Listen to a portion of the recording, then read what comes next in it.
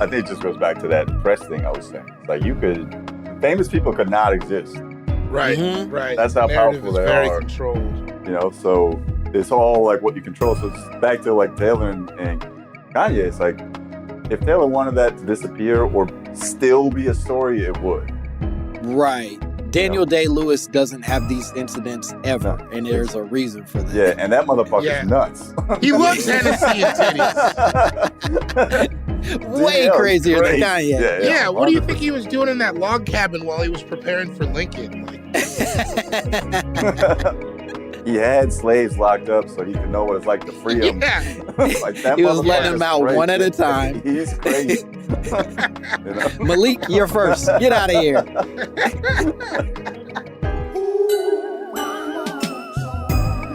government growing babies. Microchips in your anus. All koala bears are racist. The ozone layer owes me money. Martians invented turkey stuffing. Y'all can't tell me nothing. Welcome to another phenomenal episode of My Mama Told Me. The podcast where we dive deep into the pockets of black conspiracy theories. And we finally worked to prove that he is called Andre 3000 because there were 2,999 other clones that he defeated in battle to become the ultimate Andre. Hell yeah. I'm one of your hosts, Langston Kerman. And I'm David Bory 3001. I do like this theory because it does explain why he became such a peaceful person. Do you know what I mean? That like after you've murdered all of these other clones of yourself, you're going to be a much more chill guy on the back end. It's very similar to that Jet Li movie. The one. Almost identical to that Jet Li movie. Very Andre 3000's entire life. Listen, we don't have to put that on wax. I can say this, I think with almost certainty. I'm not 100%, but our guest today, I don't think has murdered anybody, especially not his clones. I think he's an upstanding citizen, a fine man, a hilarious comedian. Fucking so funny. You know him from writing on SNL. You know him from writing for Chris Rock. He and I did that together years ago. And what a harrowing journey that was. And most of all, most importantly, you know him from his brand new self-produced special on YouTube called Thank You, China. So funny. I was watching it just recently. So goddamn funny. Please give it up for our guest, Mr. Nimesh Patel. Thank you, Langston. Thank you, David, for having me. Hell yeah, dog. I don't know if you know this, but this is sort of a groundbreaking episode for the podcast. You're the first non-black person we've ever had. What an honor! What an honor and privilege. I'll try to carry the torch for the non-black Big people day. Going forward. You know. Yeah, I mean, it's either going to go really well or you are going to be hated by the community for what you're doing. Either way, I'm fine with it. You know, it's okay. I have no problems with that whatsoever. You know, if I ruin it for every other Indian person after I've known you for some time and I believe you. I think you more than most people will relish that. Yes, you're right. Yeah, I think you'll handle it just fine. Yes, sir. Thank you. I think. Yeah, I don't know if that was positive. I think it is. I'm in a good mood, so it was. Yeah, it's fine. I say it only with warmth in my heart. We can't deal in shenanigans anymore because you came to us with a conspiracy theory that I'm especially excited about. I don't know. I think I've obviously heard it over the years, but I don't know that I've ever given it any real thought or attention. But you presenting this forced me naturally to have to do that. And you said, my mama told me. Kanye West and Taylor Swift feud was staged. Yes, I 100% believe that. My mom came to me with conviction and told me that the feud was staged between Kanye West and Taylor Swift. And it all started in 2009, as we all know, when Kanye famously interrupted Taylor's speech and said, I don't mean to interrupt, but Beyonce had one of the greatest videos of all time, all time, y'all. And then he shrugged, the infamous shrug, and walked away. And I think it was right before. It was right after 808s and Heartbreak wasn't doing that well, or it wasn't popping the way it should have been. I think right that it happened in '09. Yeah, and it 808s was very close to that period. I think it was pre Dark Twisted Fantasy, but post whatever. Yeah, the preceding album. And so it makes perfect sense as to why I've seen them be friends afterwards, right? Mm-hmm. That I don't know if that's proof though. Like he was Hennessy drunk, right? I've said some things to people I love on Hennessy that we've had to get past years later. Uh-huh. So you think it was just the booze that I think it was the alcohol that gave him the confidence to go through with the plan. Oh, okay. Okay, so you think that he was using it as liquid courage, another common use for Hennessy. Stormed the stage. And I don't think Taylor, I watched the recap of that VMA. Taylor doesn't seem all that surprised with what's going on. But I don't know how surprised you could seem. But Taylor, I don't know. It seems like a well orchestrated plan for the most famous artists of the time at the moment to just walk on stage and be like, Beyonce's better. So I guess that's what makes me curious, right? Is because you're saying it's staged, and I'm wondering how staged are we talking? In a way that, are you suggesting that everybody was in on it? Every single party involved in this knew what was happening? Or are there certain people that were like, they only talked to Kanye, and Kanye had to get drunk to build up the courage and squeeze on Amber Rose's ass just to, whatever it took to get him up there. Yeah. Yeah. I'd go over the top for that. I'd go over the top for that. I don't know what Taylor had popping off at the time. I don't recall which video she won the VMA for. Was it Bad Blood? No, this is way before Bad Blood. I think this is during her Fearless stage. I hate that I know the answer to this. You were so quick. Watch your goddamn mouth. This is for Love Story. So I think like if that being the case, I would even go so far as to say maybe it was Taylor who might have hatched this plot. Kanye said 2016 really? On Famous, I made that bitch famous. And I got to be honest, I didn't know who Taylor was before that. And wow. Did you? Well, clearly you did. I did. I was not a TS. I'm from Colorado. I knew who she was. Yes. I wasn't on the Taylor Swift team before that. Now I'm not on the Taylor Swift team now, but I'm just saying, like, I wasn't very aware. I knew every Kanye song up until that moment happened, and I liked 808s. But Kanye was a objectively much more established artist by that point. Taylor was on a hell of a run, I think, but in the way that like BTS is on a hell of a run, and I don't know who those motherfuckers are. Do you know what I mean? I don't know one BTS. That's because you're ignorant, Langston. Sure. Yeah. He doesn't like other cultures. He says it. Person on this show. Well, that frankly was intentional this entire time, but here we are. I'm aware. Here's my question. If it was in fact a Taylor Swift plot, do you think she was open for anybody and Kanye was just like the spider that fell into the web? Or like, do you think she was like, I just need somebody to come and make a spectacle of my win? Or do you think she called out Kanye West specifically? I think it had to have been Kanye because he was the most famous, and it was so in character for him to spaz at an award show. He spazzed at the VMAs, he spazzed at the Grammys before that. And for him, I think Taylor was like, it's got to be Kanye. He's the only person who could do this. And he's got to point to Beyonce, the only person whose video you could say is better, and you can't say, oh, he's wrong. And then you put a little Hennessy in that glass of his, boom. I think he was straight from the bottle hand, to be honest. Yeah, it was. Oh, yeah, he was holding it by the neck, from what I remember. Yeah, that was a bottle. Yeah. No, yeah, he had a titty in one hand and a bottle of Hennessy in the other. Truly, he was living a dream that evening. Yes. Yeah, I mean, that's also like the beginning of the end for everybody. That's how it starts. Titty in one hand and Hennessy in another. Like, great. That's going to be a great opening shot for your movie, Langston. Whenever you have a movie about your life, it's got to be you splayed out with a titty in one hand and a bottle of Henny in the other. Freeze frame. Yeah, that's me. I bet you're wondering how I got here. Taylor Swift playing in the background. It'd be beautiful, man. Yeah, I just to recap a little bit of the evening for our listeners, Kanye shows up with Amber Rose. They're like very publicly dating and going through like a shit ton of PDA that evening.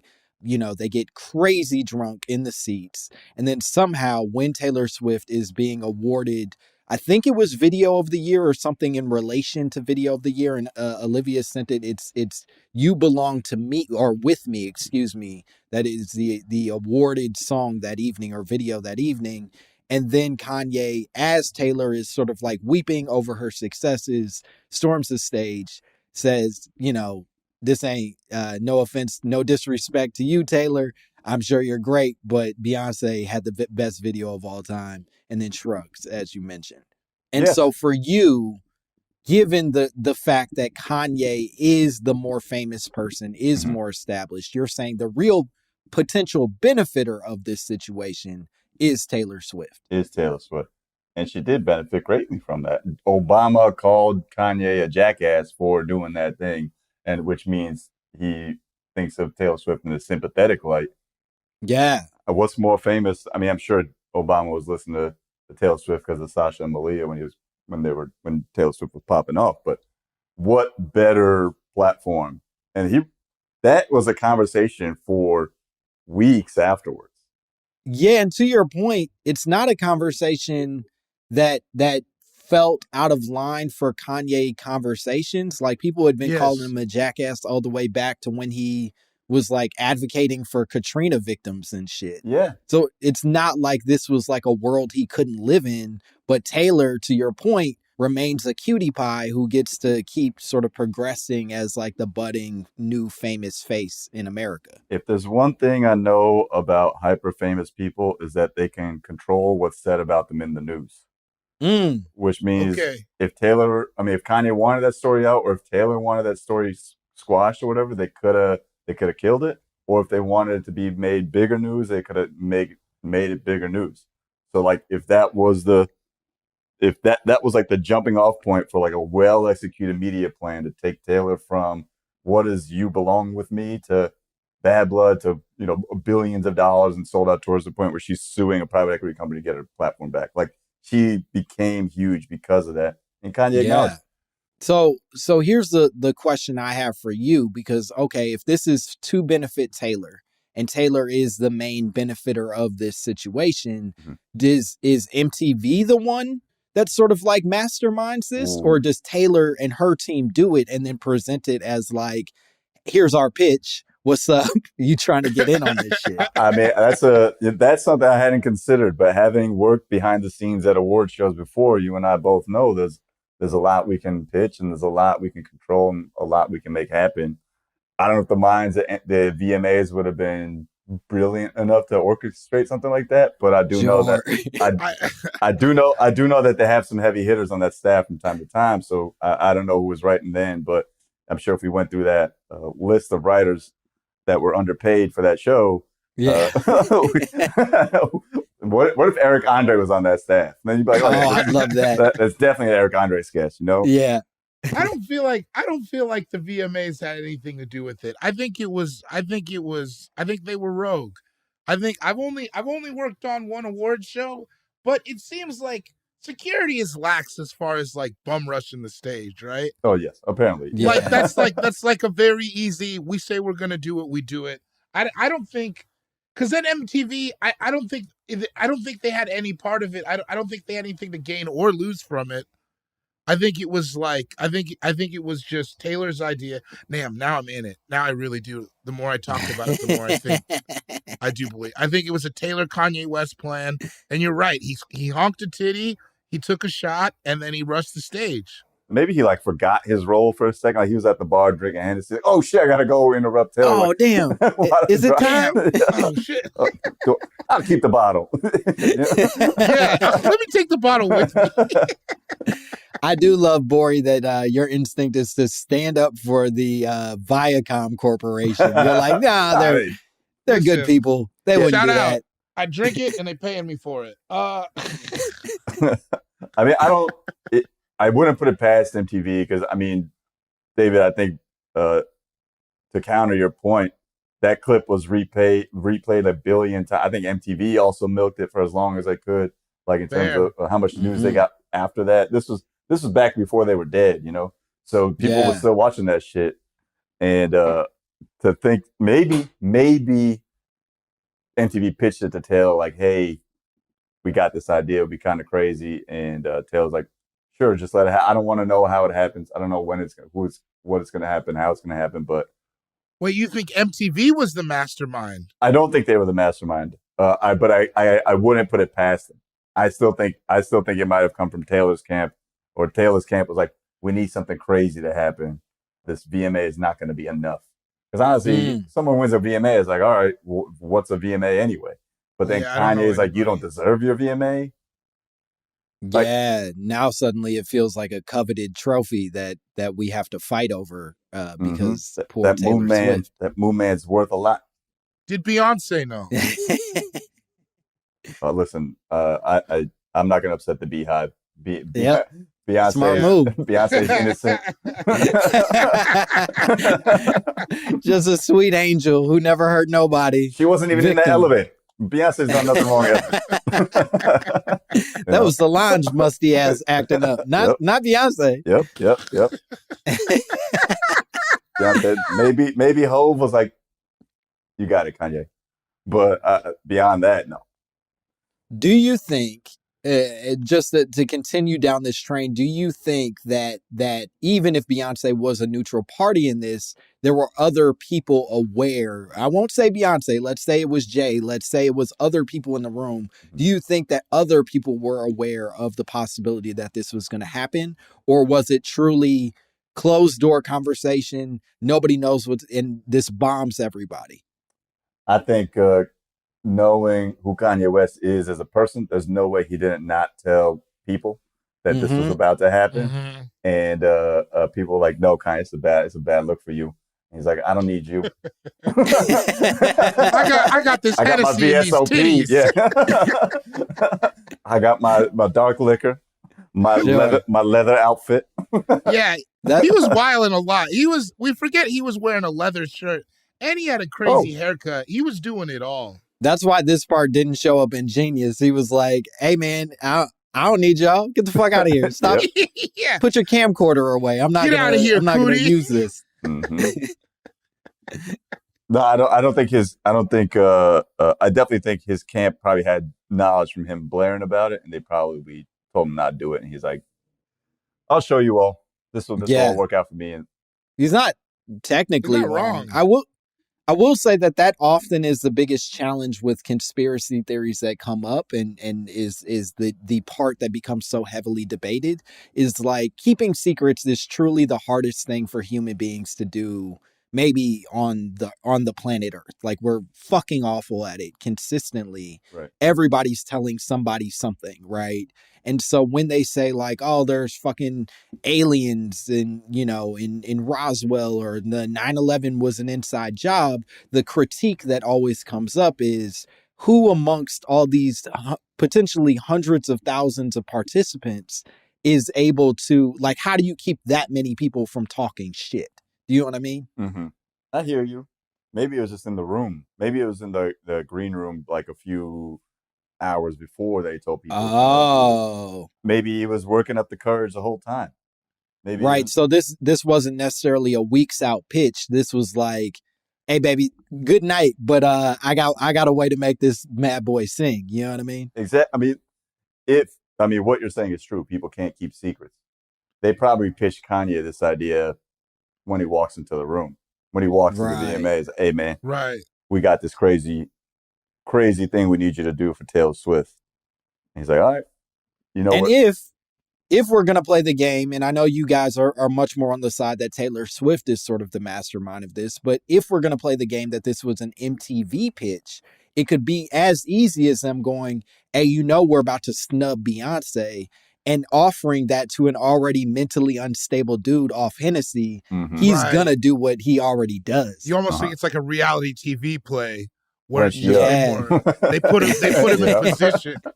They were like, "Damn, that Hennessy looks cold. The city's big, right? The bottle's sweating. You got that leather jacket I on. mean, You might got to make a move." He's got the cuts in his hair. Oh yeah, I mean, he was prime. He was prime for Yeah. it. He was. He was ready, baby. He was gonna say something wild that night. Yeah, he wasn't going to politely go home that evening. So, yeah, we're going to prompt whatever that is. You don't go out with that haircut and a leather shirt, not fixing to say something crazy to somebody. Dog. The fact that he made it, what was it, 2/3 of the way into the show before he went crazy? Impressive. It's as pretty hell. impressive. I want to say something crazy thinking about it. Who runs the media? David, are you still there? Nope, he's dead in Winnipeg. Okay, so Kanye potentially is prompted. He's coaxed into this thing. Do you think, and this will be our final question before we head off to break, but do you think that Kanye recognized the benefits for himself? Like if his team is going, hey, we don't think this is a good idea, or if anybody in his life is going, hey, Kanye, chill, bro, it's not worth it. What is he seeing as the growth that can come out of this decision? I think Kanye kind of enjoys being a heel from time to time, and it might have been one of those heel turn moments for him in between albums, chilling, got no hardcore press happening whatsoever. Like 808s isn't universally loved the way he expected it to be. He's just going through some shit. He wants to blow off some steam, and I don't think he sees the benefits, but I don't think he sees the harm. I think he's just like, people already hate my guts. Whoever's gonna hate me is gonna hate me. Whoever loves me is gonna love me. And it keeps me in the news for another year before the greatest hip hop album of all time arguably comes out. Yeah, if I know that I'm sitting on like truly my my masterpiece, Yeah, I'll act up a little bit. Yeah. You know what I mean? You could you could slap somebody if you got shit coming out. that's You could very hit. redeeming album, you know? Yeah, you could really. Man. There was ever a time. There was ever a time to slander a pop star. It's when you know you got runaway. Yeah. Oh man. All right. Well, this is all very enlightening, I would say. I'm excited to get into this research. We're going to take a break. We'll be back with more Nimesh Patel, more My Mama Told Me.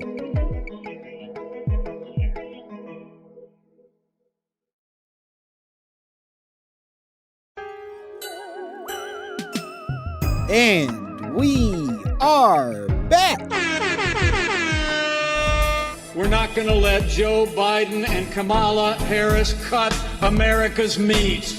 That's dead on that. That's dead on that. Yeah, we're back here with more Nimesh Patel, more My Mama Told Me. We're still talking about the possibility that Kanye and Taylor Swift's feud was a ruse. It was a long con to benefit mostly Taylor Swift, but Kanye got his blessings out of it, and maybe Beyonce too. Do you think Beyonce benefited from whatever this was? Everything benefits Beyonce. Exactly. That is the gravity of Beyonce. All roads lead to Rome. Yep. There's no bad things happen to Beyonce. And everything bad that tries to happen at Beyonce is turned into good for Beyonce. Damn. What a nice life for that robot lady. That's really sweet for her. Oh, shit.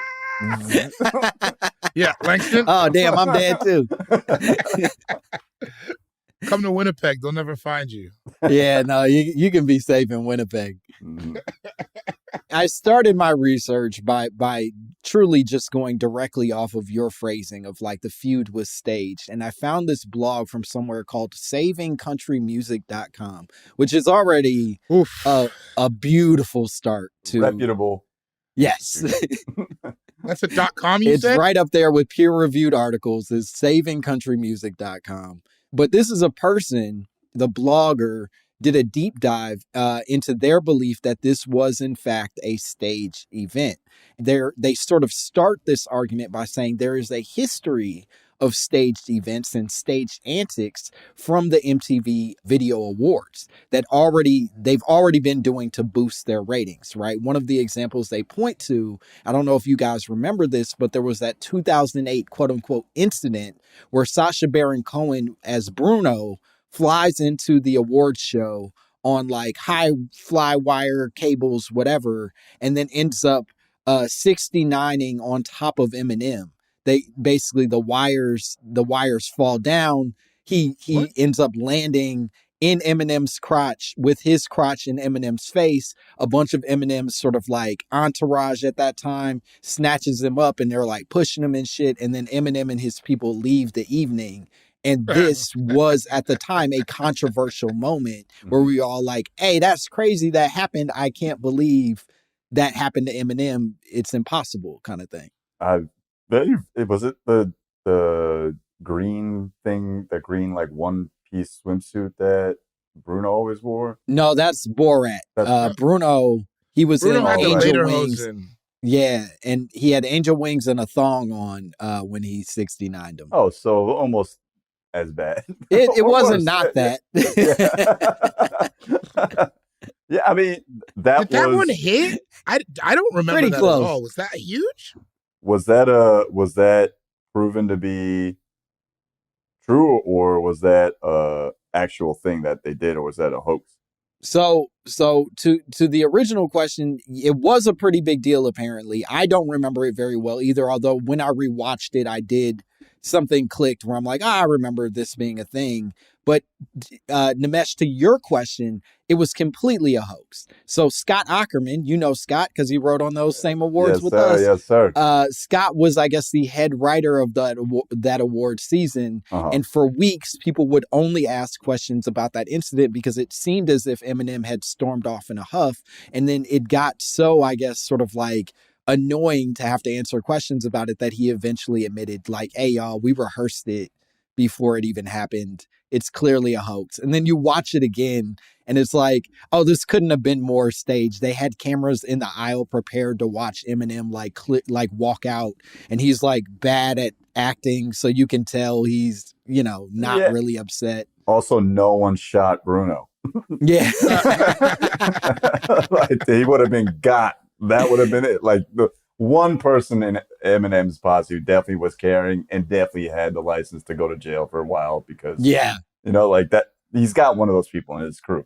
100%. And I feel like all of, what was that? That's what you have a shooter for in case a German 69's you on accident. I feel like all of D12 is either dead or in jail at this point because of that exact reason. So because of Eminem's rightful homophobia in that situation. After years of wrongful homophobia, he finally got one right. Man lands on you wearing angel wings and a thong and 69's you. Yes, you can be afraid. You can push him a little bit. I think that's okay. Is it 69 if both mouths don't engage? All right. Now we're asking, I think, more pontificating questions, more philosophical ones, I guess. If we're going on this tangent, I feel like once the number 69 is somehow emulated, it becomes a 69 situation. The act of executing 69 can't be done without both mouths open, but I think once you're in the position, you're 69. Right. It's a physical 69. Yes. It's like 69 rising. There we go. I like that. Okay. It's good to know. I love just a calm okay, as if this was a question that had been looming in your spirit for quite a while now. Bori asked no rhetorical questions. Never once. But if Eminem was in on it, that's right. I wouldn't put it past. If Eminem is in on the, for lack of a better term, gayest stunt he's ever been involved in, absolutely, I wouldn't put it past Taylor to have a slightly or very drunk Kanye West just come on stage and rattle her a little bit. But to be fair, that VMA, that's far more whimsical. The 69 is like kind of silly and funny. That's not like, hey, fuck you, young starlet. Beyonce's the greatest ever. I'm like the other one seems like it has a much darker. It feels a lot darker. It feels more malicious for sure. Yeah, 100%. Yeah. So I'll point to another example that this blogger brought up, which is the 2003 kiss between Britney Spears, Madonna, and Christina Aguilera, which Who could similarly forget? became like this big, insane sort of like incident. Remember, this is in the middle of the Iraq War, and we spent almost a year talking about these three ladies tongue kissing. And one of the things that I sort of pulled from this was this is obviously rehearsed, right? They're not presenting this as if like, oh, what a spontaneous moment where we're just going to make out with each other. But part of what they're suggesting is the fallout from the other people in the room was more the stunt and the staging, or rather lack of staging, that's being presented to the audience, if that makes sense. People being shocked that Britney and Madonna like are making out, and in this. Well, specifically, Justin Timberlake in the wake of their Britney Spears and his split, when they kiss, and I went and rewatched it, and it's one of my favorite things that I've gotten to rewatch in recent history. But they make out, and they don't even get a chance, and it's so crazy. They don't even show Christina Aguilera kissing Madonna because they cut to Justin Timberlake too quickly to gauge his reaction to what's happening. So you don't even get to see all three of them kiss because you just are watching fucking Justin Timberlake look real sad while his lady is getting slobbed down by Madonna. Slobbed down? Why do you Slobbed down, talk like baby. that? Slobbed down. When did Janet Jackson's titty pop out? Oh, good question. This has got to be around the time, right? I was in high school. I want to say it was 2004. I think it was after the Britney kiss, but I'm not 100% sure. Olivia just said 2004 is the Super Bowl 2004. Yeah, all right. I still got it. Do we think that was staged? I think that was staged too. You think so? Oh, I mean, Justin really left her out in the cold pretty quick, though, on that. Literally or figuratively, or Both. Or both. Like, if it was staged, were they not planning on that backlash? Because that shit happened, and he just like washed his hands and like stepped back. Who needed it more? Who needed the titty out more at the time? I don't think. I guess I'll take the negative on this. I don't think that Janet's team wanted that. No, it went so bad for her so fast. Uh-huh. Yeah, I do think there's some possibility that like Justin's team could have like constructed this and wanted some version of what happened, because it truly didn't hurt Justin Timberlake at all until black women asked for accountability like last year. But like up through every other time, Justin thrived. His best albums came after that shit. But that's what I mean about the power of the titty, man. Exactly. That's what Ye did. Yeah. That's what I mean about. Whoa! Now we're starting to see a theme here, and it's making me a little nervous. I gotta find a titty. Yeah, I have some tests to run. Put a titty in your hand and say something wild. See if that changes your career. A genie pops up. Yeah. You finally found me, brother. Yeah, you just the one rule is you can't wish for more titties. He's got a pacifier in his mouth the whole time. So to the larger point, some could argue that this incident of Britney and Madonna specifically making out did huge shit for Justin's career. Crimea River had just come out. He had just sort of like introduced himself as like this new, I'm a solo artist. I'm not part of NSYNC anymore, whatever. And then this elevates him into a much more, I guess, sympathetic figure to some extent, because up to then we didn't know why they split up. But now this bitch is making out with Madonna and he's got a song being like, she hurt my feelings. Ooh, boy. Look, I mean, I think you said the key phrase, which is makes them a sympathetic figure. Mm-hmm.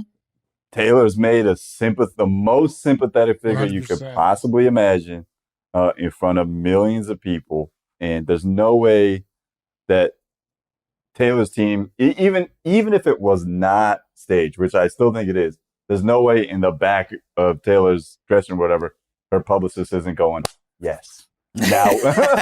Yeah, You know, that 10% just turned into a lot of money. You know, like it's crazy how that there's no such thing as bad press, and that every famous person knows that. So for Taylor definitely won in that situation. And Sure. so if these MTV cases are any inclination, it's like they've definitely been studied by these people. Like, oh, this is how this happened for Justin. This is what happened for Eminem. It'll do the same thing for us with Taylor. Right. This can't hurt us. Right. So buckle up, sister, because you just elevated yourself in a way that you didn't even realize. 100%. And I think probably Famous came out in 2016. That's probably like the statute of limitations or like the NDA died after that, and Kanye just went. Right. All right, I can finally write my poems about this bitch now. Exactly. So one of the things that you're pointing to, which I think ends up coming up a bunch in the blog, is that they actually talk about the fact that Taylor had incidents in the past where she had already staged reaction videos. Mm-hmm. Specifically, they talk about 2009, before the MTV Awards. There was actually a video that Taylor posted online when the CMA announcements are happening. So the Country Music Award announcements are happening. And she puts together this video where she's like sitting in her cozy bedroom with her mom and her friends nearby. And it's 8:30 in the morning. They're still in their PJs, but they just couldn't sleep because they're so excited to see the announcement of the CMA nominees. And she's cuddling her puppy and she can't wait. And they say that this is completely staged. And part of the reason that they say it's staged is because that year, Taylor Swift sold 10 million albums. She had sold 10 million records, which meant there was absolutely no way the biggest artist in the world wasn't going to get nominated for the Country Music Awards. Like, it's all fraudulent, which means that if you're willing to do that, are you willing to take it a step further? 100. I mean, yeah, big time. I've always considered Taylor to make the jump. Like, every step of her career has been super calculated, right?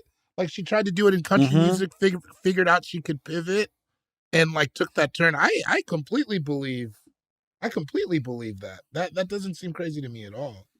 I'm not necessarily mad at her.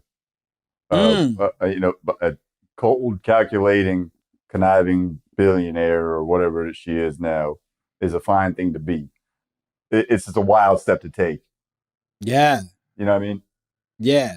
To be an artist and then also a marketing genius. It's especially on your first album to be able to like make that level of like jump. It's a leap. Even if it's a smart one and intentional one, that is a hell of a leap for an artist to make. She did it. Yeah. Goat move. So one of the things that they also point to in relation to that is the fact that if in fact Taylor did stage this, part of what she's doing, because she sold 10 million albums that year, she is literally the biggest artist in the world that year, which means that the only way to reestablish this sort of underdog positioning that she sort of like keeps herself in, of being like, I'm just a cute girl trying my best and making country songs. I don't know what awards are. Did I win one? Oh my gosh. Is to make this mean black man yell at her in front of millions of people. Exactly. This not physically scary, but I guess compared to her, scary black man. Yeah. Black man wearing a leather jacket with a bottle of Henny on. And teeth marks in his hair. Yeah. It's a perfect counterpoint to who she is as a person. And if that's what she wanted to paint herself as, she succeeded. Absolutely. He's also the only rapper that could have done it without it being a much stranger narrative. Oh yeah, Ghostface couldn't go on stage. No. If Ghostface does it, they go, that cocaine salesman is attacking that poor white girl. No, security tases him. Yeah, for sure. Ghostface is going up with 2 bottles of Henny. He's going up with a bottle of Henny that he's now made into a chain and truly just swinging ruining around the night. Some type of a Louis Vuitton fur robe. So the last little bit I'll throw in before we have our second break is that this, in fact, was not, and I'm sure you all remember this was not the first time that Kanye had stormed a stage. That in 2006, in fact, he had stormed the MTV EMAs, the European Music Awards, and interrupted the sort of like Video of the Year award, saying like, hey, come on, y'all. Y'all seen what they did. You see what I did. I spent $1 million on my video. This is bullshit. Nothing against you personally, two European dudes who didn't end up becoming big names. But I'm Kanye West. I should have won this award. And MTV was very aware of his potential to do this, which means there were either two things that happened. They're fucking idiots and presumed that he wouldn't do it twice, or they were fully aware of it and were comfortable with him doing it a second time. It's definitely the second one. Yeah, clearly. You give a toddler a gun, you got to expect some consequences. You know, sure. It's like someone's getting shot. You know, don't I know it? You know, something was going to happen. They already had experience the first time. European MTV VMAs, or whatever, definitely just like a testing ground. And maybe that definitely doesn't sound staged. That sounds like Kanye being mad. He spent $1 million and now he's over in goofy ass Europe, and two Swedish dudes are about to take an award from him. Well, then that leads back to, does that mean maybe he could have run point on it? Maybe he could have been like, hey, Taylor, I did this shit in Europe a couple months ago. How long prior was that? You said 2006, right? Yeah, 2006. I think I don't know if that makes me think he's running point, but I definitely think what you were saying, Langston, is that it lets MTV know that if we need somebody to do something crazy, we know who to call. It lets Taylor know Kanye did this shit. We could get Kanye to do it. He's already got the precedent, and he's a perfect person to do it. Right. It's them making another Pirates of the Caribbean. You know, they know what Johnny Depp does. But they know what that controversy brings. I bet you if you fingerprinted that Hennessy bottle, Taylor Swift's fingerprints would be all over that Hennessy bottle. They would. Oh man, that's the smoking gun. Yes, sir. Somebody needs that Henny bottle. Where's that at? Some PA got paid minimum wage to break that bottle into 1 million little pieces in the alley somewhere. or the Taylor Swift's CEO has it framed in their office the same way Kim and Ray J have the sex tape, the VHS framed somewhere in their office. You know what I mean? That's fun. There's just a man who makes more money than everybody involved in this being like, thank God for Hennessy. Yes. Maybe it is. That would be a great Hennessy commercial if we're doing sketches. It worked on me. I'm pretty sure I bought a bottle right after it happened. Like, man, Hennessy gives you bravery. Sales through the roof. Yeah, I want to do this in my life. All right, we're going to take one more break. We'll be back with more Nimesh Patel and more My Mama Told Me.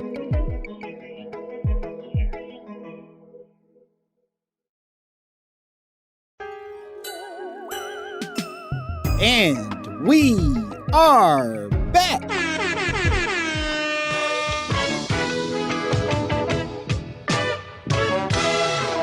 Yeah, we're back here with more Nimesh Patel, more My Mama Told Me. We're still talking about the possibility that Kanye West, Taylor Swift, and some very smart white man with a lot of money and a lot of evil in his heart planned this entire thing, that the feud is a fraud and we were all tricked by the MTV and Viacom Corporation, which I've been tricked by them before, so it doesn't shock me. Non-union.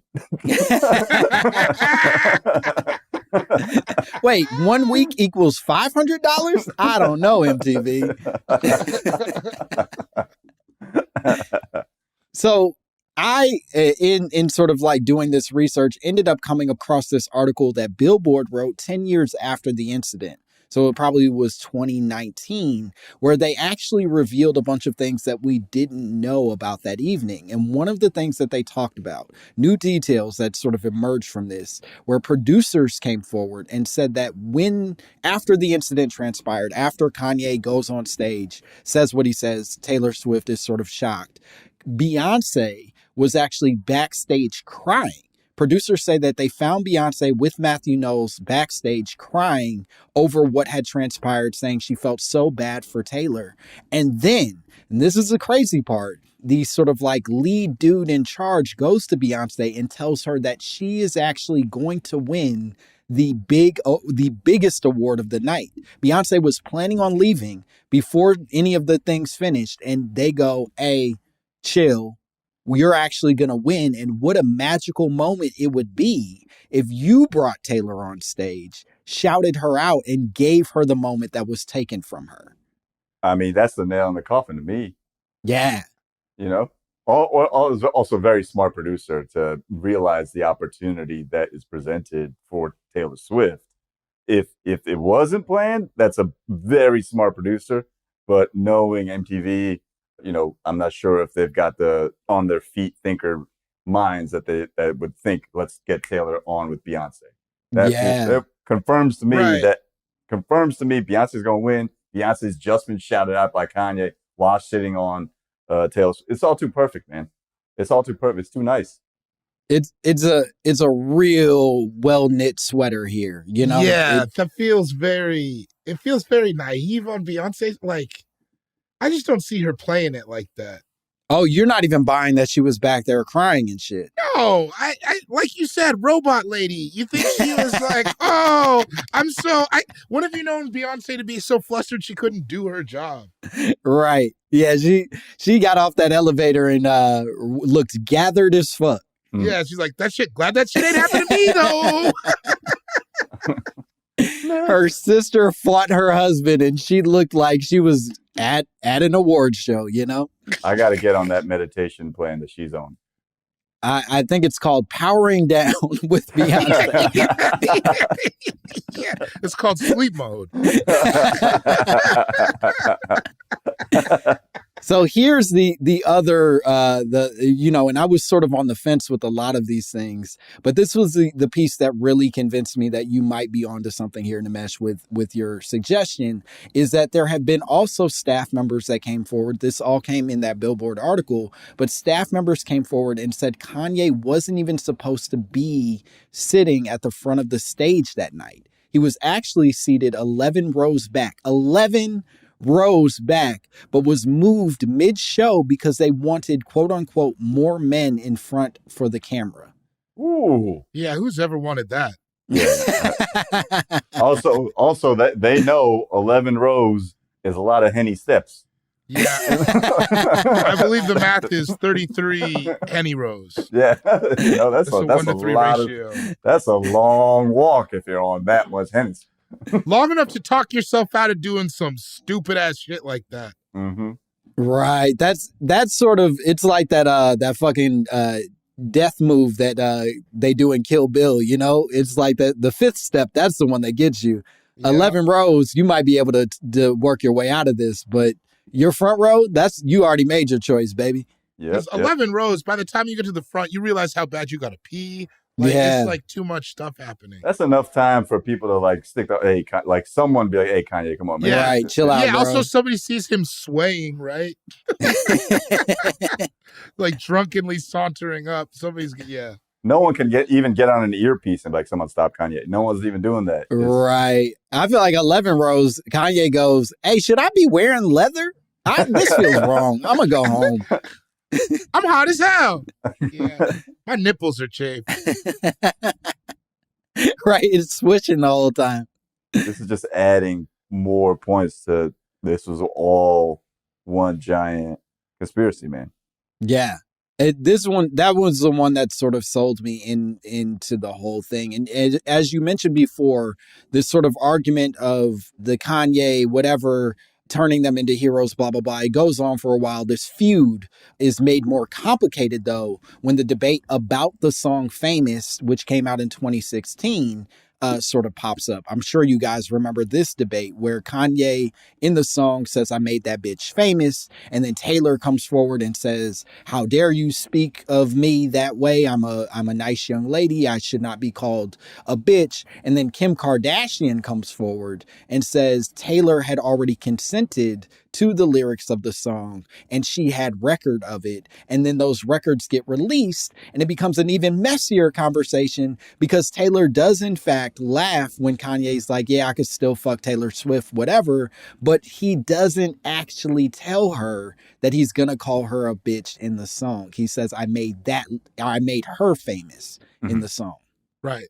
So was Taylor saying, oh, I've heard the lyrics before, that I'm fine with it. We've gone past that funny thing that we did before. And then she came out saying, I'm so shocked that no one understood. Got it. So Taylor did, I think, some classic white woman shit where the first response she had was how offensive this song is. I'm shocked that he would do this. This is wrong. Mm-hmm. And then Kim was like, bitch, we already played you the song. Or we told you the lyrics of the song, rather, and we have it on tape. And then those tapes got released. And Taylor goes, well, yeah, I did consent to this part of the song, but it was being called a bitch that I took issue with, and I never consented to that. Kim then goes, yes, you did. But then the records show she did not, in fact, consent to be calling a bitch. Who's got these records? That's the crazy part, right? Is that no one to this day knows who released the video of them sort of having this phone conversation. Kim. There we go. Now, now we're playing. Tell me more. I'm listening. Come on. You think she does anything that's not recorded? Sure. You're right. Yeah, it's come on. It's all this masterminded, calculated thing. I wouldn't be surprised if 10 years from now we found out Kim was behind the Kanye shit that Kanye interrupted Taylor Swift. Like, whoa! Obviously, I'm kidding, but I wouldn't be surprised. Are you? If that came out, I wouldn't be surprised. Be like, Don't you walk this back, you coward! You sit in your shit. No, I understand. Please forgive me. I am also nervous to talk shit about the mighty Kardashian empire. Yeah, I just think if Kim is showing receipts, then it's all been a calculated thing. You know, yeah, definitely. All the power to her. She's figured out how to get exactly what needs to happen in front, like press-wise, whatever. All the power to her for having done that. But it just makes me think none of this is not calculated. Mm-hmm. And it just so happened that Kanye's album was coming out then. Oh, let's just record the conversation we have, because when Kanye's album comes out, we'll have a few more things to talk about once the fervor about the album dies down. Sure, I think even if you're not as mastermindy as they probably are, like in a not ideal world, Taylor goes, I love the lyrics. They're gorgeous. Please release the song. And it's a charming tidbit you have for social media when it comes out. In an imperfect world, Taylor goes, that's fucking evil and you're a mean man. And then you get to go, bitch, we already told you, and you're a scoundrel too. Like the cycle keeps going. That's another step on the cycle. If you do the first thing, it's like that cycle, the media cycle only lasts for one. Oh, Taylor likes the song. You say Taylor doesn't like the song, you could do, I didn't know what the fuck the song was about. Well, you did, and you could argue about that. And that keeps the shit playing on the airwaves, you know? Which is exactly how it ended up playing out in real life. They released it sort of like week by week. We discovered new information about what they knew and didn't know and who had consented and who hadn't, ultimately landing on, a great goddamn song where two artists call each other bitches and say they would suck each other off and stuff. Well, that's it. I think we did it. I think, the big takeaway, if I can land one, is that whether or not this was in fact officially staged, everybody benefited and probably has learned how to stage stuff for the future. I took notes. Man. Step 1, Hennessy. Yeah, exactly. Step 2, big old Step titty. 1 is titty. Step 2 is Hennessy. What happens after that is up to the titty and the Hennessy, That the titties and Hennessy do the work after that. There's a self-driving car after that. Yes, sir. Well, this is great. Nimesh, could you tell the people where they can find you and what cool shit you have going on? Oh, thank you, man. Thank you for having me. Yes, you can find my special Thank You China on YouTube, and you can find me on tour. I'll be at a bunch of, I'll be at in Atlanta this weekend at Buckhead Theater, Wilbur Theater next weekend, Seattle, Portland, bunch of theaters there. Holler at me, and DC Warner Theater in November. But check out my special Thank You China on YouTube, please. Hell yeah. Watch the special. It's so funny, and go see him on tour. That'd be fucking great. And Bori, you want to tell the people where they can find you? Oh, officialdavidbori.com's got all my dates. I'm around, man. Hell yeah. Just go to the website. Yeah, He's not feeling as positive about his career as Nimesh. No, I but can't. That's all right. I can't see. I can't. It's all like my camera's not working. I feel down. HennessyandTitties.com. Check it out. I own it. I'm buying that domain right now, man. Hey, somebody please get that domain. It's really important to the podcast. And as always, you can follow me at Langston Kerman. And if you want to send us drops, if you want to send us your own conspiracy theories, if you want to complain about the things we said about Beyonce, please send them to mymommapod@gmail.com. We would love to hear from you. Otherwise, bye, bitch.